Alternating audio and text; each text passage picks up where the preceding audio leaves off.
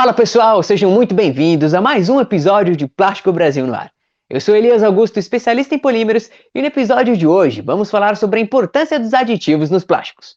Na indústria do plástico, praticamente nenhum material é totalmente igual ao outro. Isso porque existem vários tipos de materiais, cada um com uma característica mais adequada para uma aplicação. E o interessante disso é que os aditivos são um dos aliados dos materiais plásticos para torná-los ainda mais confiáveis em suas aplicações, porque, de certa forma, assim como nós, os materiais sofrem influência do tempo, do meio e de suas experiências. Com isso, a adição de certos componentes pode ajudar a indústria a fornecer e fabricar itens melhores, seja em material virgem ou material reciclado. E para falar um pouco melhor sobre esse assunto com a gente, nós convidamos o Rafael Bringel, que é meu amigo e especialista técnico em plásticos e borrachas. Obrigado por falar com a gente, Rafa. Eu que agradeço a oportunidade, o espaço, Elias, Plásticos Brasil. Fico muito feliz de estar aqui presente. Legal, legal. Rafa, começa falando um pouquinho pra gente de qual o benefício do uso de aditivos para os materiais plásticos como um todo. É, Quando a gente pensa em aditivos, a gente tem que imaginar que os aditivos trazem algumas oportunidades que não são conseguidas, obtidas de maneira intrínseca a cada um dos materiais poliméricos. E o que é interessante nisso, né? O interessante é que abre um leque de oportunidades, um leque de aplicações, né, que não seriam conseguidas com o material sem o uso dos aditivos. Um exemplo disso é, por exemplo, um PVC, que você tem um PVC rígido, mas o mesmo material ele pode ser ali extremamente flexível por meio do uso de plastificantes, né, que é um aditivo, ou então, por exemplo, um polipropileno, que é um material extremamente inflamável, que é aplicado, inclusive, em peças de segurança para construção civil. Isso só é possível por meio da aditivação de um retardante de chama, por exemplo, né? Então, a função principal dos aditivos é abrir o leque de aplicações para os materiais plásticos, né? Eu acho que, resumidamente, é isso. Que legal, que legal. Rafa, quais são os princípios que um gestor de produção, por exemplo, de uma empresa, ele tem que levar em conta na escolha de um bom aditivo? Primeiramente, eu acredito que o aditivo ele tem que ser eficiente na função. E quando a gente fala de um aditivo eficiente na função, a gente quer dizer o quê? Por exemplo, no uso de um antioxidante para um material reciclado. Existe um antioxidante que você vai ter que usar uma dosagem de 1,5% final, e existe o antioxidante B, que você precisa usar apenas 0,5%. Então, esse segundo antioxidante, ele é mais eficiente, a dosagem é menor, né? Então, é interessante comercialmente falando, e também não impactará ali nas propriedades do material. Então, a menor dosagem necessária é interessante comercialmente falando e também não impacta nas propriedades mecânicas, térmicas do produto. Outra característica é de que o material ele deve migrar de maneira controlada, né? Então, por exemplo, no uso de um deslizante, por exemplo, a migração desse aditivo é interessante. Ele tem que migrar para a superfície para realizar a sua função, né? Mas no caso, por exemplo, de um anti-UV ou um antioxidante, esse material ele não deve migrar de maneira não controlada, né? Porque senão você vai perder a sua função em pouco tempo. Então, ele se manter ali no núcleo e migrar controladamente é muito interessante para que você tenha esse aditivo aí fazendo a sua atuação de maneira efetiva. Aí existem outras questões, por exemplo, uma fácil dispersão, uma fácil distribuição, que é muito importante, principalmente no mercado de master batch, ali de coloridos. Então, desde que o material tenha essa dispersão, essa distribuição, com pequenos teores de dosagem, ele já vai ser efetivo na cobertura, né? E existem algumas questões ali mais difíceis, como é o caso de o material ser barato, né? Porque a gente sabe que quanto mais tecnologia envolve no aditivo, mais caro é esse produto, né? Maior o valor agregado desse produto. E também os aditivos, eles não devem impactar nas propriedades do material, que também é muito difícil, é uma etapa bastante difícil, porque quando você adiciona um modificador de impacto, Por consequência, o seu material perde resistência à tração, flexão. Então, é aquele jogo de xadrez. Eu mexo essa peça, mas abro mão de outro movimento, né? Então, é muito interessante esse mercado do plástico, né? Saber dosar essa questão aí. Legal, legal. E pensando um pouquinho em economia circular, quais aditivos mais recomendados para plásticos recicláveis, por exemplo? Uhum. Para o mercado de reciclados, que é o boom que está surgindo no mercado, né? Eu acredito que o mais interessante é o antioxidante, que já é um velho conhecido do mercado de plásticos, mas é um material que a gente está desenvolvendo nos materiais reciclados, né? Não é muito comum o uso dos reciclados em algumas empresas, mas outras empresas que trabalham com a qualidade ali, que buscam essa melhoria de qualidade, é muito interessante. Agora, existem também os modificadores de impacto para os materiais que são frágeis ali, e os agentes compatibilizantes, que fazem a função de realizar uma ponte entre dois diferentes materiais, de repente, um material com uma carga mineral, uma fibra de vidro. A gente sabe que o mercado de reciclados, por exemplo, pós-consumo, é muito difícil da gente ter uma triagem extremamente efetiva. Então, um pequeno percentual de contaminação é muito comum e a gente pode sanar isso por meio do uso de um agente compatibilizante, né? Então, acredito que esses são os principais aditivos. Legal, legal. Falando especificamente no caso do antioxidante, qual a função e os principais tipos de antioxidantes? Você consegue falar pra gente? Sim, claro. Quando a gente fala de antioxidante, a principal função é muito fácil, né? A função do antioxidante é simples, né? É proteger o material polimérico da degradação causada por meio da temperatura. Essa degradação térmica, ela pode acontecer durante o processamento, mas também ela pode acontecer na aplicação final. Por exemplo, uma peça de material plástico que fica ali alocada no motor de um carro. Então, está suscetível a altas temperaturas por longos períodos. Então, pode acontecer a degradação não somente ali por conta da temperatura, mas também na aplicação final. O mecanismo ali da oxidação é muito interessante, mas para a gente entender como que o antioxidante funciona, a gente teria que voltar um pouquinho e entender como que acontece essa degradação, né? Os materiais poliméricos, eles estão ligados por meio de ligações covalentes, que é aquela troca de energia ali, né? Os elétrons daqueles determinados átomos ali, eles trocam energias e, por conta disso, tem uma energia de ligação daquela macromolécula. Perfeito. Se a gente coloca o material polimérico suscetível a altas temperaturas, essa temperatura ela vai atingir o material polimérico por meio de uma energia também, né? Uma energia térmica. Se essa energia for alta o suficiente, ela pode romper a energia de ligação do material polimérico. E é por isso que promove a oxidação, certo? E essa oxidação, ela existe, ela tem um ciclo de oxidação muito conhecido já no mercado, e esse ciclo de oxidação acontece em duas etapas, né? A gente tem a primeira etapa, que é a formação dos radicais livres, que sequestram o hidrogênio da cadeia do material polimérico e formam um macroradical hidroperóxido.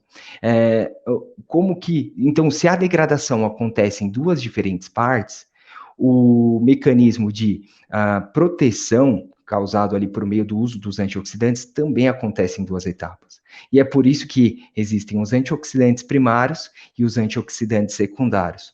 Existem algumas empresas aí que trabalham no mercado, só usam ou o primário ou o secundário, mas o correto para você realizar uma boa proteção do seu material é utilizar uma fração do antioxidante primário e uma fração do antioxidante secundário.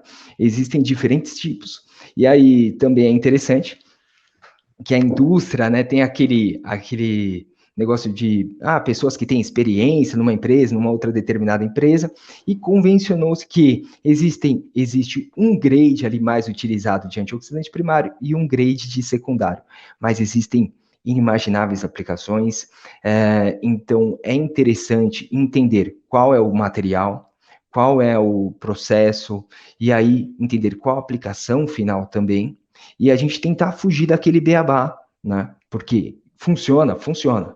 Mas, de repente, existem outros aditivos específicos para aquela determinada aplicação que podem ter uma melhor função, uma melhor performance do material, né? Então, no caso dos antioxidantes, eu acredito que é mais ou menos isso e que sejam esses os principais tipos. Legal. É importante saber lidar com as formulações, né? Só o que te vem pronto, às vezes, nem é a melhor solução. Você tem razão, isso é bem legal. Mais ou menos isso. Legal, legal. Rafa, explica pra gente um pouquinho também qual que é a diferença entre um antioxidante e um estabilizante UV. É engraçado que algumas vezes a gente recebe algumas consultas no mercado, né? Então o cliente ele pede um antioxidante, na verdade ele precisa de um anti-UV, ou então ele pede um anti-UV e na realidade ele precisa de um antioxidante. O processo de oxidação, como a gente falou ainda há pouco, ele é o mesmo, né? Então a cisão do material, a reticulação do material, o rompimento ali da cadeia, ele acontece da mesma maneira mesmo se a iniciação da degradação for por meio de temperatura ou por meio dos raios UV. Legal. Agora, o que a gente tem que entender é que o mecanismo de estabilização é diferente, né? Aí, o que diferencia o antioxidante do anti-UV é o início do processo, o início da sua atuação, certo? Porque o antioxidante, ele é ativado, ele já é ativado ali durante o processamento. Então, subiu a temperatura, formou os radicais livres, o antioxidante já começa a atuar. Agora, no caso dos estabilizantes UV, o início da sua estabilização, ela se dá por meio, incide o raio UV, e é como se o raio UV, ele ligasse, ele apertasse um botãozinho de ativação do estabilizante UV, o estabilizante UV ele migra para a superfície e faz a proteção do material polimérico. Então, uma coisa é uma coisa, outra coisa é outra coisa. São materiais que atuam de maneira parecida, mas você não vai conseguir uma proteção UV usando o antioxidante e você não vai conseguir uma proteção térmica usando um estabilizante UV. É isso. Legal, legal. É, falando também agora um pouquinho dos plásticos reciclados, quais os tipos de aditivo você gostaria de citar para a gente também, que podem ser utilizados nesses materiais? Falando dos plásticos reciclados, né, é um assunto bem interessante, é o que mais é falado aí, né, economia circular, né, eu acho que você e muitos aí já são da época de que falar sobre materiais reciclados, não, as empresas diziam, não, eu não trabalho muito com reciclados, né, tinha um certo receio, né, e hoje a gente viu que existe um boom do mercado, né, o verde é pensar em reciclados, é sustentabilidade, e é muito interessante, é muito legal poder participar desse momento, né, do mercado. E eu, claro, fico muito feliz, assim como eu garanto que aposto que você também está, né? E os aditivos vêm atuando de maneira auxiliar essas aplicações, né? Sem o uso de aditivos, eu garanto que os plásticos reciclados não teriam a mesma qualidade que apresentam hoje, né? Existem muitas empresas que já viraram um mindset ali, já enxergam os aditivos como um benefício, né? Antes enxergavam os aditivos como custo, simplesmente por quê? Porque desconheciam a função, os benefícios desses aditivos, né? Mas hoje as empresas atuam de forma a valorizar os materiais, os aditivos em materiais reciclados. Existem alguns problemas, por exemplo, de processo dos materiais reciclados, então a gente tem que enxergar que a história térmica de cada material plástico é muito importante, né? O material que foi processado uma vez, ele passou só por uma extrusão e a injeção da peça, excelente, ele tem uma determinada propriedade. Agora, o material que foi extrudado uma vez e injetado, depois reciclado 3 vezes, ele tem outra história térmica. E o material que foi reciclado 5 vezes tem ainda uma terceira história térmica. Por isso, os antioxidantes são os materiais, são os aditivos aí mais importantes para o mercado de reciclagem. Sem o uso dos antioxidantes, o que pode acontecer? Você tem uma perda de peso molecular do seu material, por consequência, você tem uma fragilização da estrutura desse material, né? Então, você imagina a maioria dos polietilenos reciclados hoje no mercado, eles apresentam uma fluidez muito baixa, então tem uma fluidez 0,5 a 1. Esse material ele vai servir para o processo de extrusão. Mas se eu preciso realizar a injeção de uma peça muito grande, eu não vou conseguir. E por que isso acontece? Porque todos esses processos de reciclagem, na maioria deles, não fizeram uso de um antioxidante, porque o polietileno ele tem uma característica de reticular, por consequência, você tem uma redução no índice de fluidez desse material, então um polietileno que tinha uma fluidez 20, era uma peça ali grande injetada, você acaba reduzindo cada vez mais essa fluidez, e você impede que esse material seja aplicado para outros tipos de aplicações. Por consequência, você também tem perda de propriedades do material, você tem aquele odor característico de um material plástico reciclado, né? Então, o uso do antioxidante é muito importante. Seja para o polietileno, para o polipropileno, o importante é fazer ali a proteção das suas propriedades, né? A proteção das suas características serológicas, né? Então, o antioxidante, em primeiro lugar, sem discussão. Outro material muito utilizado é o modificador de impacto. Existem diferentes tipos, os principais ou os mais relevantes do mercado, eu acredito que sejam a borracha SBS, SEBS, né? Então, esses materiais, eles servem para quê? Por exemplo, eu tenho uma peça, um balde reciclado, mas o meu balde, ele quebra quando eu seguro um grande peso, ele quebra na primeira queda, então não é interessante você ter um produto que não tem uma boa propriedade mecânica. Então, por isso, costuma-se ali utilizar os modificadores de impacto. É simplesmente para você dar aquela flexibilidade, aquela resistência ao impacto no material, né? E também é aplicado como uma espécie de flexibilizante para trazer uma resistência ao rasgo em embalagens, né? Então, por exemplo, sacolinhas ali, eu tenho uma sacolinha, mas ela é reciclada e ela é muito frágil, né? Coloca um determinado peso, o material rasga, ou então a minha embalagem fura muito fácil. Então, o uso do modificador de impacto também pode trazer essa flexibilidade. E por último, os agentes acoplantes, compatibilizantes. Normalmente, né, esses materiais são poliolefinas, grafitizadas com anidrido maleico. Então, é um PP, um polietileno, que tem uma estrutura polar ali, e aí ele faz uma ponte, já que são os materiais apolares, isso, você tem um anidrido maleico aqui no meio, e você consegue ligar ele com um material polar, e é muito interessante, seja para trabalhar com uma carga mineral, com uma fibra de vidro, qualquer tipo de agente de reforço, uma argila, né? Mas também em materiais reciclados, onde você não consegue ter aquele controle muito bom dos materiais que fazem parte daquele meio. Então, por exemplo, um pós-consumo. Quando a gente fala de pós-indústria, né, é muito fácil, porque a gente sabe o material que está entrando na máquina e a gente sabe o scrap que está saindo, o que a gente vai reutilizar. Agora, quando a gente fala de pós-consumo, para descobrir o que tem ali é muito difícil. Então, esses compatibilizantes fazem um papel muito interessante. Então, por exemplo, eu tenho um PP e eu preciso ter uma certa interação com o ABS, por exemplo, tem uma contaminação de cerca de 5% de ABS. Como que eu vou conseguir suprir essa necessidade? Por meio do agente compatibilizante. E existe uma linha nova no mercado, né, que trabalha com o modificador de impacto grafitizado com anidrido maleico. Então, qual que é o diferencial? Você não trabalha apenas com poliolefinas, com PP e com PE, mas também com os plásticos de engenharia.